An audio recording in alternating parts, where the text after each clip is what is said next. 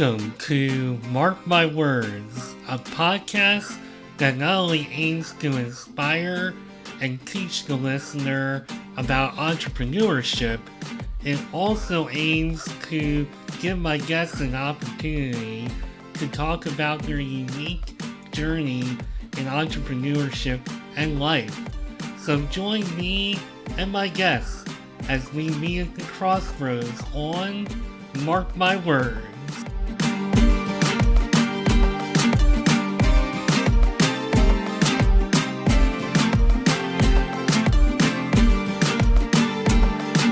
Today on Mark My Words, I have a guest who is specializing in topics that I love to think about, and I'm going to love even more talking about it.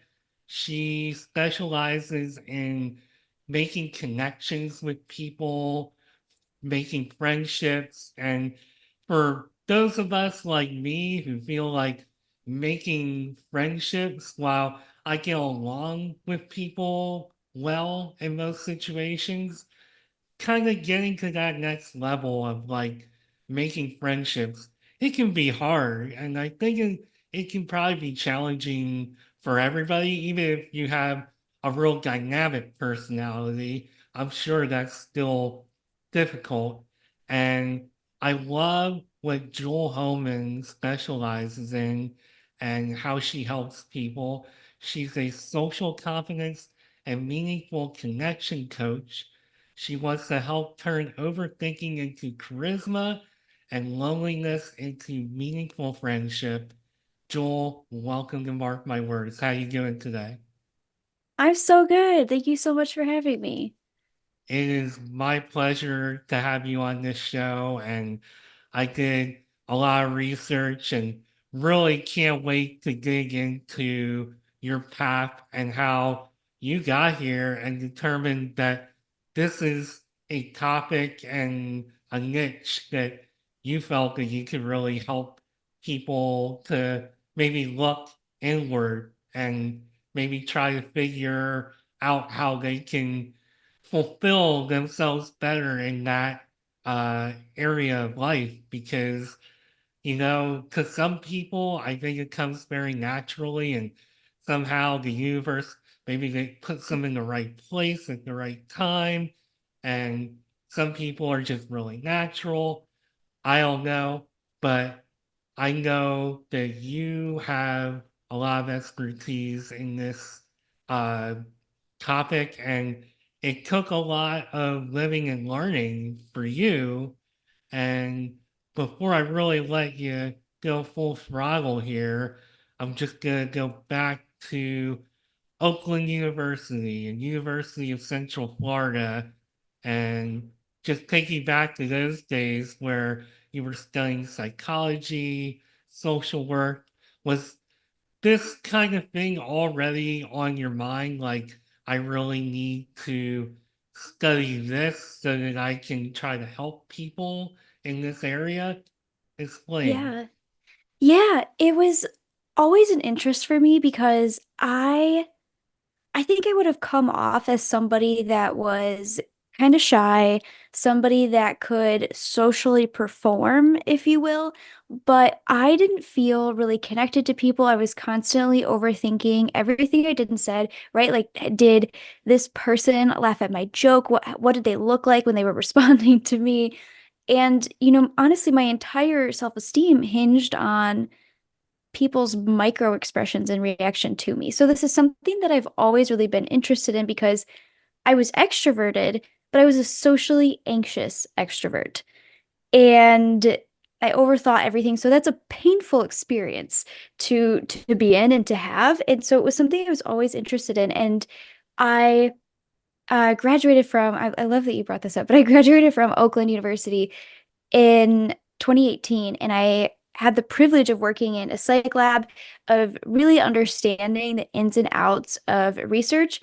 And the topics that we were studying were a bit more on uh, men's relationships with women and how men perceived women. But I, at that time, was using what I learned just for myself to just educate myself on connection and things like that. It's something like social psychology has always been something I was really interested in because of how much I struggled with it. And I always had good friends, but I didn't feel as meaningfully connected to them because of my own thought barriers and things like that.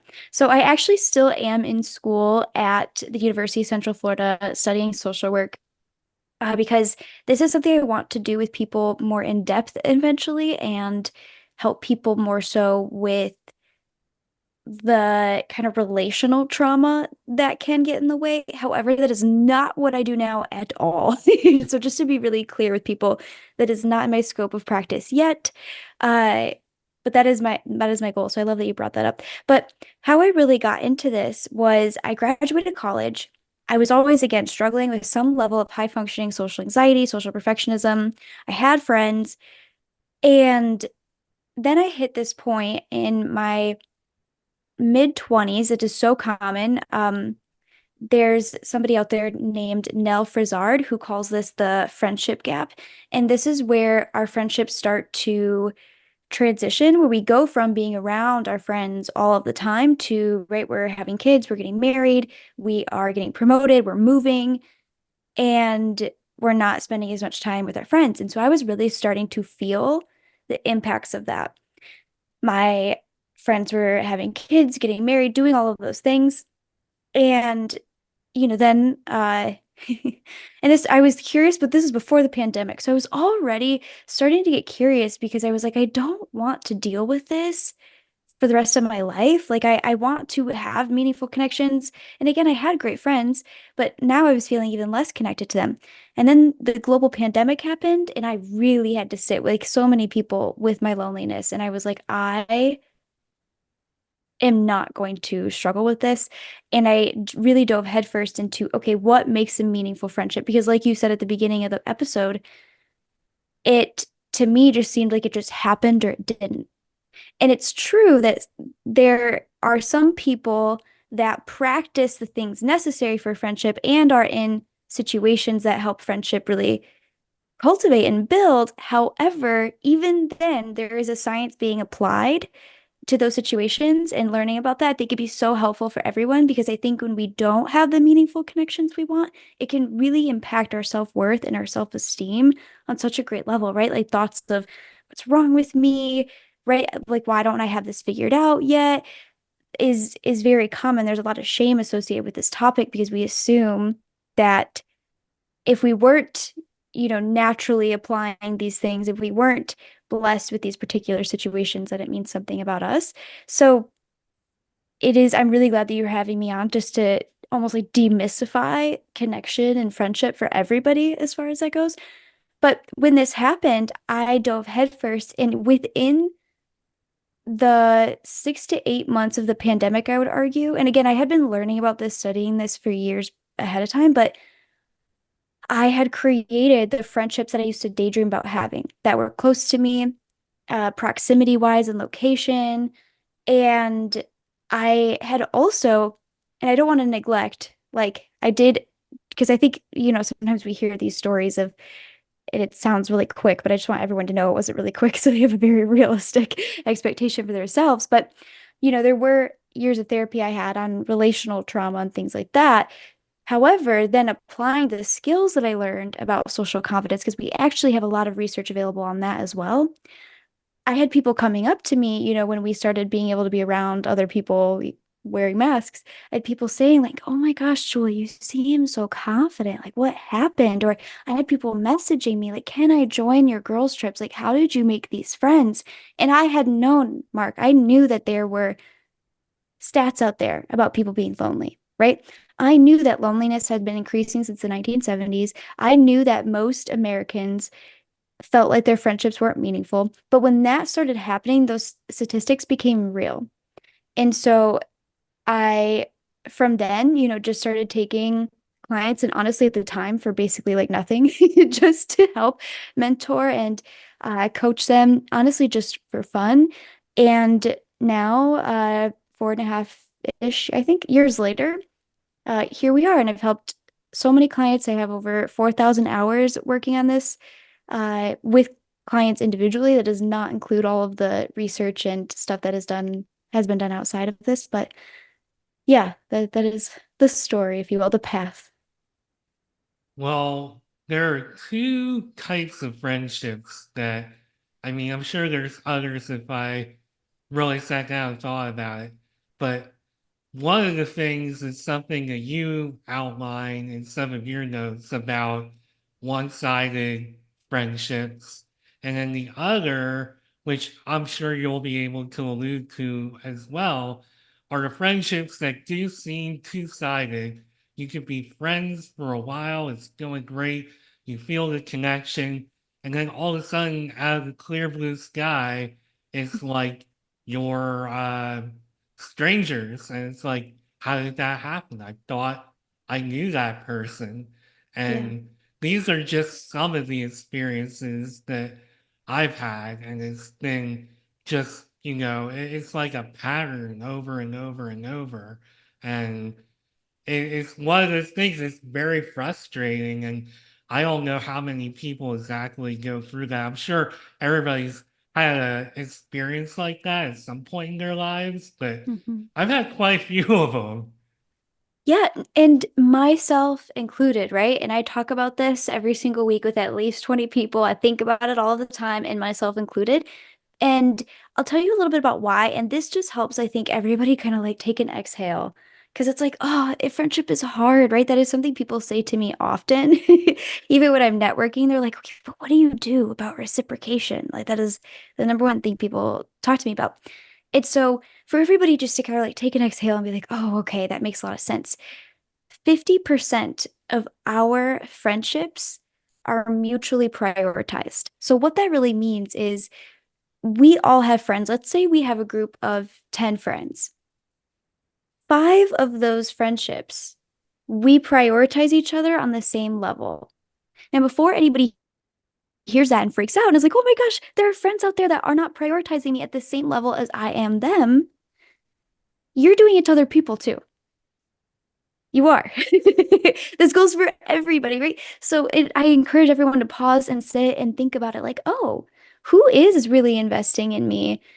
And for those, and I know there's somebody out there that is like, oh, but nobody's investing in me. I promise that is not the case. Every time I've worked with a client on this, and I'm like, okay, I want you to look at all of the ways people are investing in you when they are listening to your stories, when they are reaching out, when they are asking how you were doing, when they are whatever it may be. I want you to think about all of those situations. People always come back and they're like, I was wrong. You were right. There are people out there that are investing in me, and I missed it, right? Because we're so focused on the relationships that are not reciprocal, right? We're so focused on the other 50% where maybe it doesn't match up and it's uncomfortable. So, for everybody to kind of exhale, I think it's important just to know that. And it doesn't mean that, like, it doesn't mean you prioritize somebody because you like them more than another person all the time. It might be that you have more in common with this person. That's why you prioritize them. So, shared experiences we know really bond us. So, you might have more shared experience with somebody. However, it might also just be, for example, when I was doing this process myself, I targeted, if you will, and intentionally prioritized four women that I wanted to deepen my bonds with. Two of those women are now my priority friends. They're my confidants. They're the people I now go to when things like really hit the fan. One of those women, like we got closer and maintained a friendship, and then one of those women rejected me. And that's fine. That's part of the process, if you will. That's part of the ordeal. However, when I was doing this myself with those four women, they already had, if you will, like established friendships and relationships. So they might not have been prioritizing me as I was them in the beginning, not because they didn't like me, not because there's something wrong with me, not because I'm not worthy enough, but seriously, just because they already had relationships in place. And I've seen this with myself now, and I notice it's adorable. I can tell when somebody is has listened to my work and then is like, "Hey, I want to be your friend." That's happened like a couple of times. And I can tell when they're doing it, I might not prioritize them the same way, but it's only because I'm investing in these people. So I think we need to all exhale a little bit and know 50% of our friendships are mutually prioritized the same way. And that is just like a beautiful part of life because everybody's at different standing points. Some people have best friends from childhood, some people don't, right? Some people have friends from their partner's friend group now, and some people don't. So we're all like having this tapestry and this ever flow of connections. And so I think one thing that really gets in the way of people feeling connected is they're really focusing on, oh no, I'm not as important to them as they are to me. Like something must be wrong with me. And that is not the case. It's just, oh, they already had this established and I'm moving them closer. And that was my decision. And I think I knew that at the time with those four women, it helped me relax a little bit and not worry so much about, are they investing back into me? Because I was like, of course, they already have these established relationships, but I'm still going to keep offering myself. And again, if I wouldn't have done that, because some people might be like, well, why would I want to do that if they already have friends? My friends, I always joke, the two women that are now some of my priority friends, if I wouldn't have done that, I would have robbed them the gift of our meaningful, deep bonds now. I am also a confidant for them now. I am a priority for them now because of what they get out of the friendship. So I like to, and as you can tell, I think in this example, it works to, if anybody's out here doing this work, to prioritize a smaller number of people, but also not too small where it's just like it has to work with this one friend, right? Prioritizing four women for me really worked very well because I wasn't graspy, like it has to work, but also I could be intentional if I'm investing in these friendships and these relationships. And again, I let them choose. One of them did not want to be friends with me. And I'm laughing because truly it's okay. And and then one of them, right, her relationships were already very established, if you will, like her connection buckets, if you will, were already full. And we're still friends. Like I moved her up, we're closer, but just not the same way. So that doesn't really answer the reciprocation part, but so many people get the reciprocation and the, oh, do we prioritize each other the same confused? And that is often, I find, like not a necessarily a bigger issue, but a more hurtful issue at times is, oh, I'm not as important, if you will. Some of the things that you're saying is making me think of another perspective that I want to put on this. I want to flip the script a little bit Yeah. and put a little more of the responsibility on us as individuals where we have a friend who is really anxious to be very, very close with us, and we don't necessarily want that same level of connection that the other person wants, because I know that has happened to me a few times along the way. I like to joke that it almost seems like the people I really want to connect with and have on a certain level the most are the ones I can't get there with. But then the ones that I want to be a little more casual with, they're like, no, I really like, I want to be more than casual. I want like higher levels. So I love to hear your perspective and to just speak to that perspective a little bit. Yeah, I think there's a bunch of different reasons for that, and it's probably a case by case basis. And I'd be curious, especially I'm really glad that you shared that and opened up because I know somebody listening has had that experience. And again, it can attribute to that narrative of, oh no, like what's wrong with me, right? That I'm attracting people I don't want to be friends with and not the people I do. And one thing that I just really want to offer is like maybe for anybody listening, and you don't necessarily have to answer on the podcast, but just something to consider is what is it about these other people that you are reaching for, right? That you think you can get without the people maybe you want to be more casual with. And just to explore, be curious about.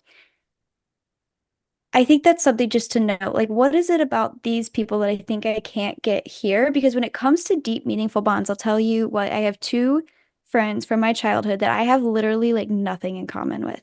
What we have in common with is our sense of humor, is our values, but interests, stages of life, oh, completely different. One of my friends is it's so fun to watch, but she's just now becoming really confident in herself and like starting to date. And I've been in a serious relationship. We're about to move forward in our next steps and our planning and things like that. But I could still be really close to this person, even though we are in, if you will, different life phases, because people also say that to me all of the time. And I can look at and appreciate the things that she's telling me. And again, like as I just said out loud, I'm so excited for her to like watch her be confident in herself. And I have the experience of like witnessing her not be, but I'm also able to connect and look for, okay, even though we are in different life phases, how are these experiences shared? And so on. So, not that it's always like shared experience. Sometimes it's like the qualities we want in people, but what is it about this group that you're reaching for rather than the people that you're being, if you will, more casual with? I think that's a question that is helpful for everybody because when it comes to deep, meaningful bonds, it's about the support that we want, right? We all want to feel more supported, more seen. So I think that's a good question for everybody to ask themselves. And that is a really important point. So, support, I know for me, goes a long way because if I don't feel supported in what I'm doing, maybe in life, like you don't have to be like my co CEO of Mark My Words or whatever I'm doing. You don't have to sit here and cheer me on while I'm doing my day job or anything like that. But just to feel supported and feel like, okay, I'm there for you. I know that you like, and I'm just maybe using myself a little bit as an example. Like, Mhm. oh, I know you have this meeting today, or I know this new episode is coming out, or hey, I'm reaching out. I haven't heard from you in a while, but I was thinking about you and thinking about your show. These are just all random thoughts. So these aren't even real examples, but just when I know when people think of me or bring me, just out of the blue, something, whether it's physical or not, it means a lot to me. And I also think what you speak to with values are hugely important. I know when I was doing like, not personally doing career coaching, but trying to get career coaching, Mhm. values was something that was really emphasized just as far as like your coworkers having the same values. And we're, when I start talking about coworkers and business, I'm getting a little bit off of what we're talking about, but I think some of these things are very important in all phases of life to feel supported, to have the same values in order to make that same connection. Like I knew when I was messaged by you to be on this show and got to learn about what you're about. Like this is like a kindred spirit here. Like I just know right off just from that somewhere we have the same values and that goes a long way. It really Yeah. does. Yeah, absolutely. Absolutely. And I love that you work actually really does matter here because we spend so much of our time at work and we know, like I have this theory that if more managers had connection skills, then more people would stay at their jobs, right? The number one reason people leave, right, is bad management. And our sense of belonging comes so much from our work, as well as work is also a place where a lot of the necessities for friendship like naturally apply because you're literally seeing these people every day for a lot of people, right? So work really does matter and having a sense of belonging and knowing how to cultivate that for yourself. But also, I love what you said of looking for a company and environment that does reflect those values, that you know you can create relationships there because you will. Even if you're like, I like this job for, this amount of pay, you are going to create relationships there just because you're going to be spending so much time there. That is a part of it. But yeah, so I think that is very valid. And then continuing on the values conversation, just anticipating, because a lot of people will say, okay, well, what do I look for in a friend? Like, what do I prioritize? And I do think values are really important. This goes for, I think, any relationship, like even romantic relationships, looking for what you want. I will say, I am the only entrepreneur out of my closest friends.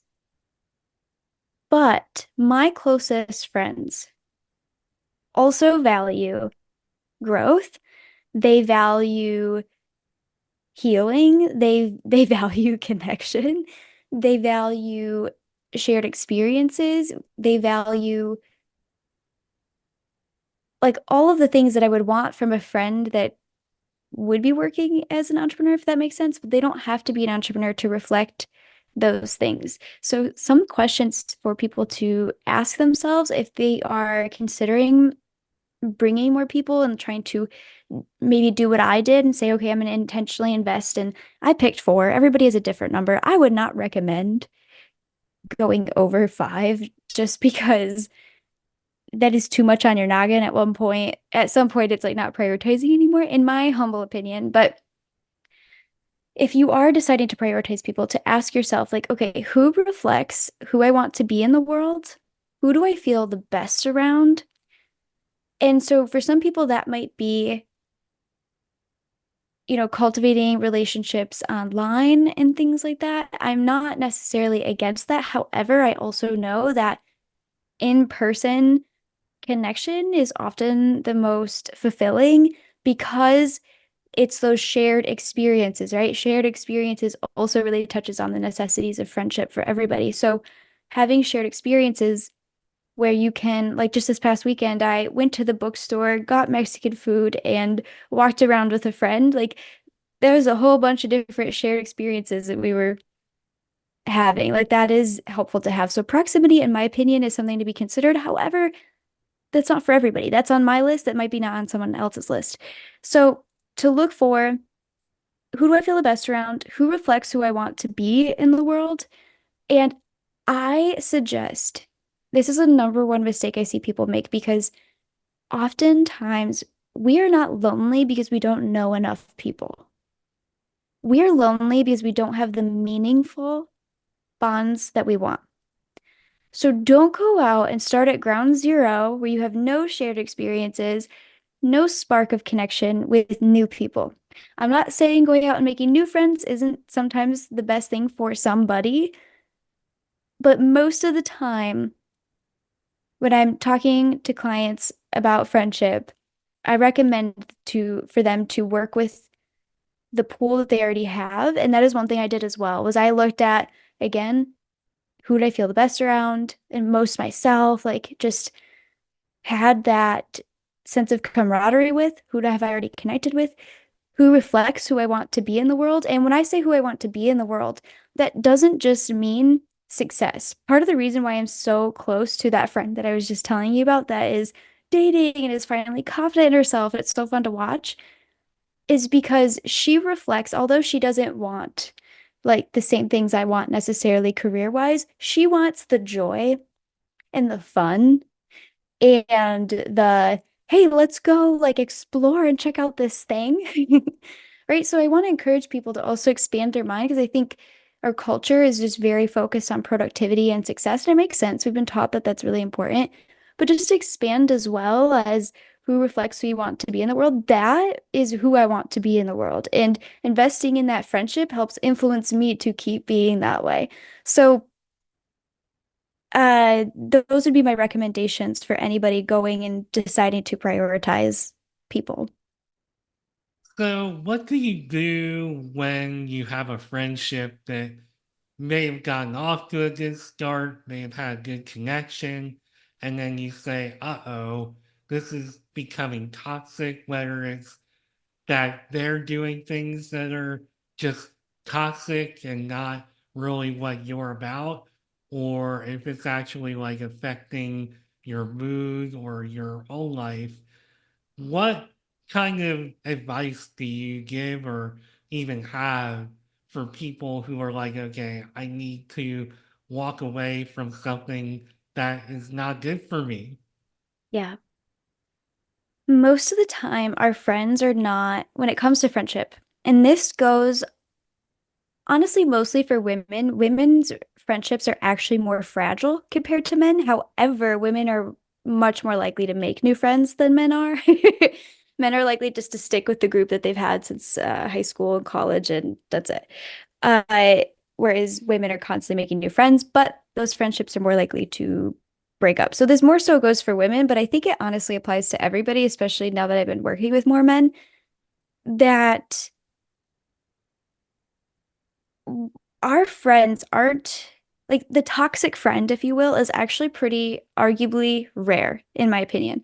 Most of the time, we expect our friends to know how to support us. We expect our friends to know that they did upset us. We expect our friends to know, oh, this bug has been bothering me all day. Sorry about that. But we expect our friends to meet our expectations of what a good friend is, although all of us have different expectations for what it means to be a good friend. And a clear-cut example of this is one time I was working with a client that was like, my friend never reaches out to me. She never does anything for my birthday, and I always go all out for her birthday. And we talked about how to have a conversation with this friend about it. And she realized, oh, this friend feels like, yeah, but every time I'm with you, I'm listening to you talk the most. And we're talking about you the most, right? So, and I think I'm being a good friend because I'm doing that. So it really is different for everybody, but I think for most people, their friendships aren't necessarily toxic. They're just not communicating with their friends. And it's because it feels so vulnerable. And to be honest with you, Mark, it's also more vulnerable for men. It's literally more of a risk for men because it means like, hey, I have to talk to you about my emotions, about what I need for this. And there's certain ways I think that men can do that. However, I will say it is more of a risk because it's a risk, if you will, to perceived masculinity. So that is a bigger ask of men, and I recognize that. However, for all of us, we're not really talking to our friends about the kind of support that we want, about our emotions. And if we did that, and if we did that in a connective way, which is a whole other conversation, but if we did that in a connective way, our relationships would get so much deeper. Conflict isn't always what breaks us, if you will. Conflict can actually bring us closer in a lot of ways. In a lot of ways, because it shows trust. It shows, hey, you trust me with your feelings. You trust me to talk to me about this. And now I can trust you more. That, like, if I'm gonna upset you, right? It builds more trust and more emotional intimacy in any relationship, partners, family members, and friendships, especially. And we do not do that with our friends, even though we expect it out of our romantic relationships. So I think we need to communicate more. However, to answer your question, if somebody does have a toxic friend, and I would argue toxic friends in any relationship, in my opinion, are people that don't have flexibility or influenceability. If they are very critical of you, and they're not willing to have those kind of connective conversations. And when I say connective conversations, it's so different to come at a friend and be like, you don't support me, you're a terrible friend. And then to go at, hey, it would mean a lot to me to feel so like this is how I feel really supported. And I'm telling you this because I really care about our friendship and I want us to keep feeling close. Is there any other way that you want to feel supported that like I'm not doing? Completely different situation, right? So when I say connective, I mean, and there's again a whole other conversation, but that's an example.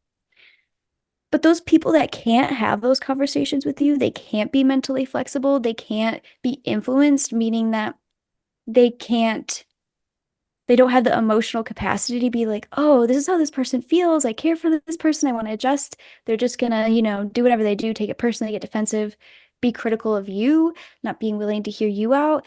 Those kind of friendships, I want to argue you can only go so deep with in the first place. And it's not necessarily that you have to cut that person off. You just maybe choose to deliberately choose, okay, I'm going to prioritize these other people instead.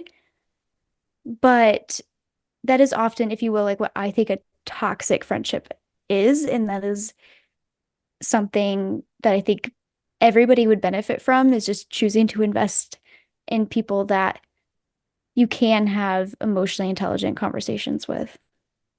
You touched on something a little earlier that I worry about a lot when I talk to people because when I do have conversations sometimes, I feel like it's easy to, oh, I have all this interesting stuff going on and I'm saying all this stuff and I'm telling you all this stuff.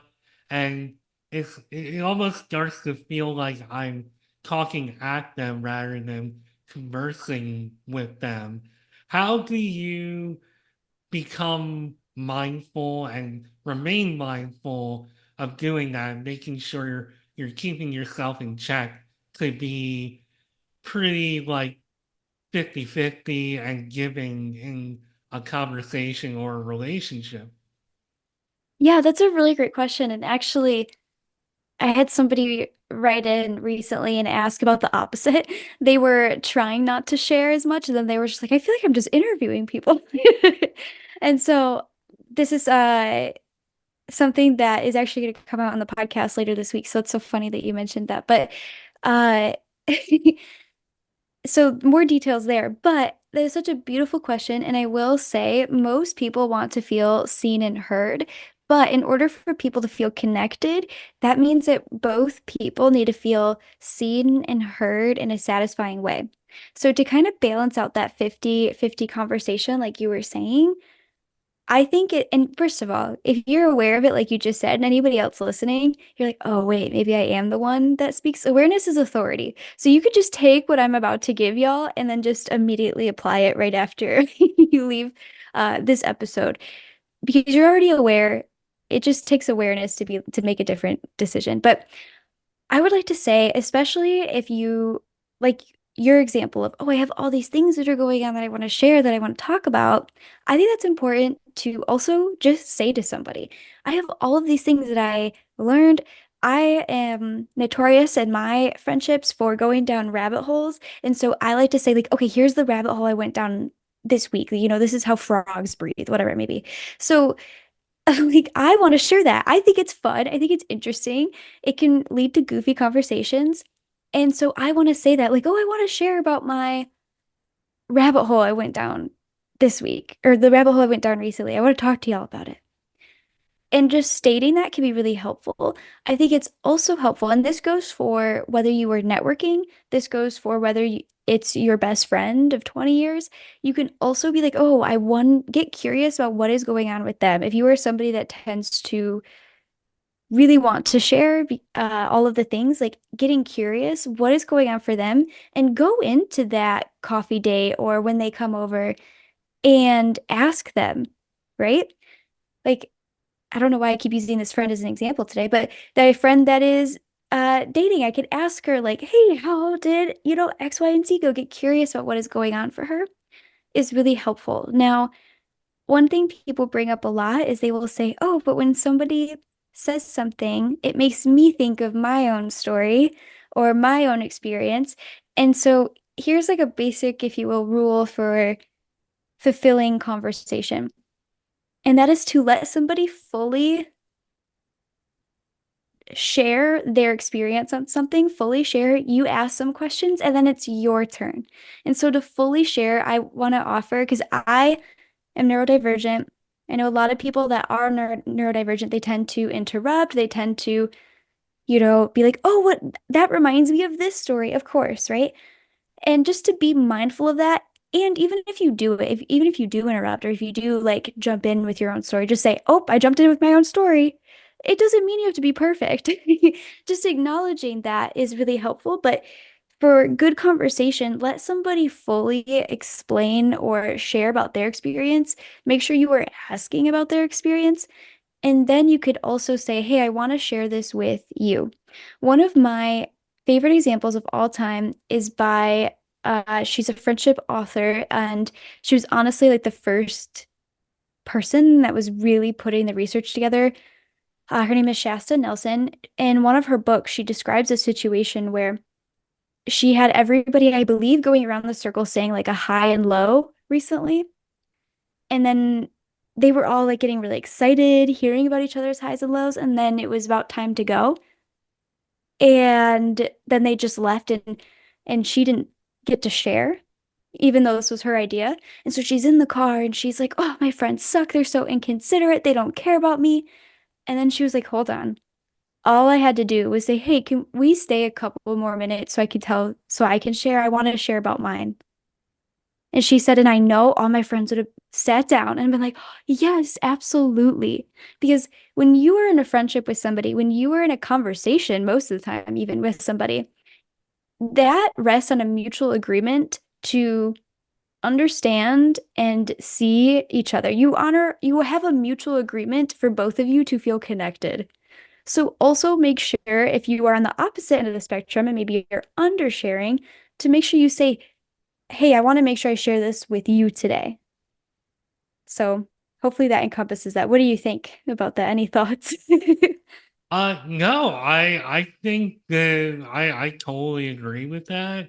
And it actually poses the next question that I want to ask, and I'm going to try to be mindful of your time. I feel like we could talk for another hour, but Me too. I know there's somewhere you gotta be, but coming off of that a little bit, I can't help but to think about how important listening is when somebody comes at you with, a rabbit hole or something to talk about.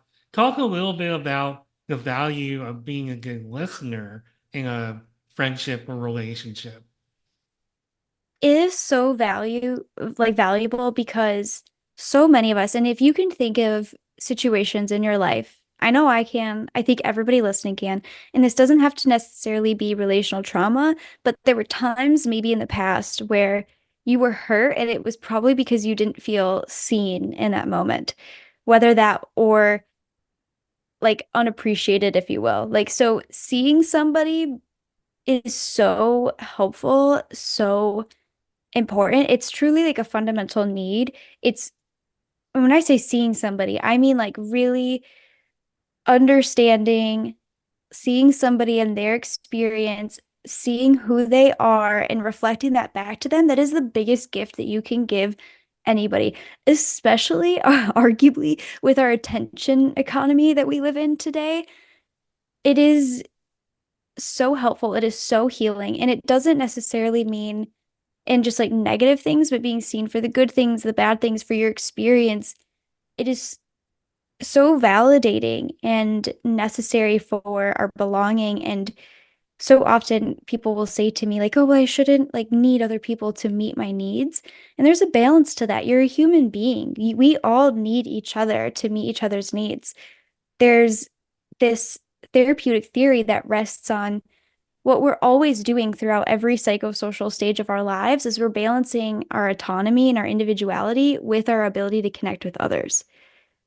And being seen and understood and witnessed, if that's so huge to our belonging, that's so huge to that half of that therapeutic theory, right? That is like necessary that we need. So it is really important. And again, I think we need to also be empathetic with each other and know that not everybody has that skill, and it doesn't mean they don't care. I have a friend who's very, very, very neurodivergent, and I can tell when she's literally checked out of the conversation of me sharing, and I'm able to be like, "Hey, girl, like this is important to me for you to like see me in this." And she'll bring it back. I think we need to be empathetic with each other and also advocate and say things like, "I want to make sure I share this with you today. this would be important for me to feel really connected. And on the other side, if we are those oversharers, to ask those questions like what do you really want to be seen for? That's a completely different question than like what's new with you? What do you want to be seen for? It's very vulnerable, but a very beautiful question that could really help somebody feel really connected. So it's extremely important to our relationships. And I think we need to understand that not everybody's good at it.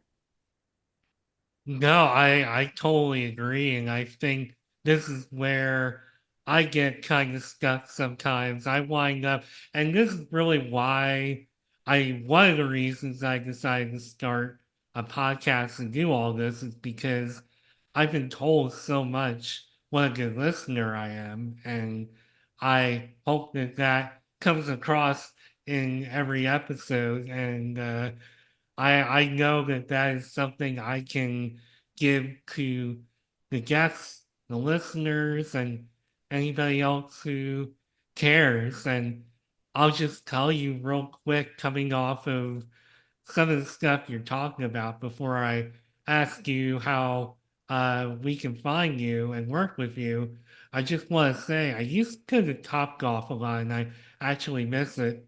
But there was like a server there who sometimes would just see that I was there playing and they would come to my bay and just be like, I saw you were here and just wanted to say hi. Like that always meant a lot to me, just being thought of. It's not like, we had real long conversations or anything, but there was at least enough of a connection and it meant something to them, even though they weren't even like my server that day or whatever.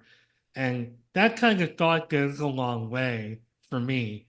And Yeah.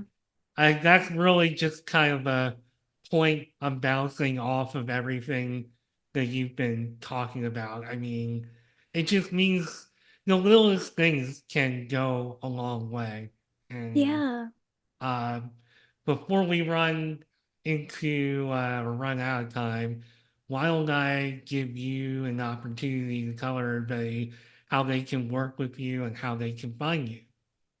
Yeah, well, first, I want to say thank you for sharing that example because I think that's such a beautiful example. And like you said, it really encompasses so much of what we talked about. Like, it really helped you. It went a long way for you to feel seen, right, by this server. But also, too, I'm just gonna guess, and obviously, we don't have this person here, but it also feels really good to see and like really witness somebody too. Yeah. And yeah, and it's so helpful. So I appreciate you sharing that. Uh, anybody could find me at connectionwithjewel.com. Jewel, Jewel, like a gem or like a rock. And we have a bunch of resources available. Just recently, my assistant put together our two top trainings that were used at the largest women's conference in our state. So we're super excited about them. It was so fun to give those trainings, and so we just want more and more people to have them. So if people want to subscribe to my email list, they can go ahead and get those. Those trainings are how to belong at any event and how to turn people you meet into friends. Because most of us don't need help meeting new people. We need help making deeper bonds. So that will really supplement like with everything you and I've talked about today too.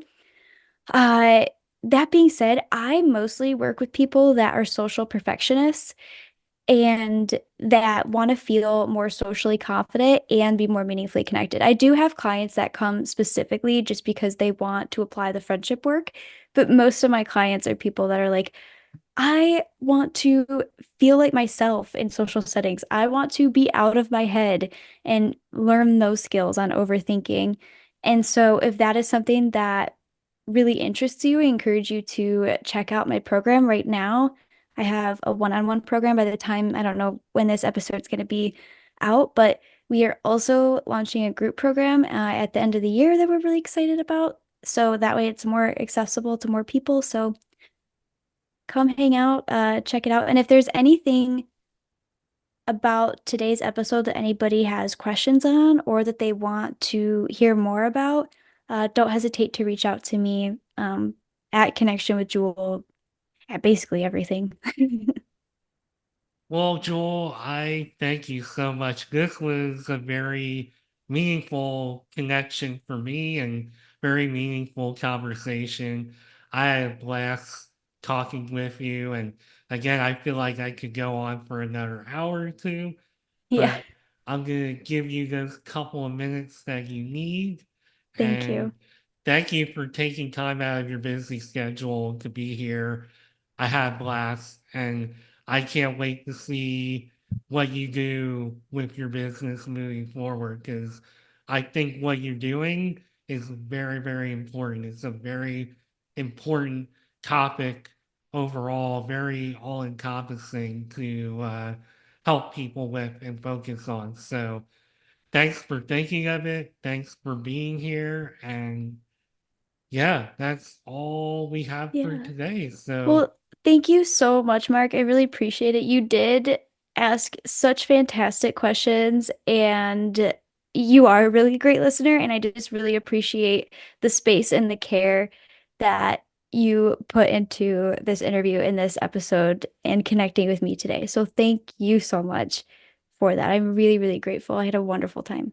oh, you're welcome. I really appreciate that. I mean, I guess it just speaks to what a good listener I am, not to Yeah. toot my own horn, I guess. Yeah. No, dude, toot away. I'm known for being pretty good listener, so uh, I'm just a lot of it really. I'm just feeding off of the conversation and just giving back. So I appreciate that, and I also appreciate your time. So this was Jewel Hohman. She's a social confidence and meaningful connection coach. I am Mark Schmidt, apparently a very good listener, and this is Mark My Words. Have a great day.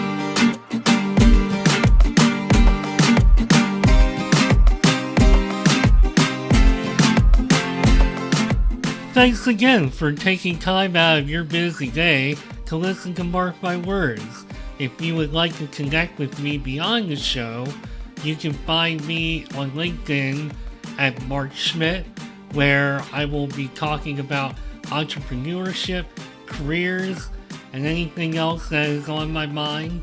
You can also connect with me on Twitter and Instagram at Nimrod1979 and Nimrod79 respectively. This podcast also has a page on Instagram at Mark My Words. And finally, if you want to leave me a voicemail or check out what I'm up to with the podcast, come find me at podpage.com/mark-my-words. Thanks again for listening, and I'll be back with a new episode soon. Bye for now.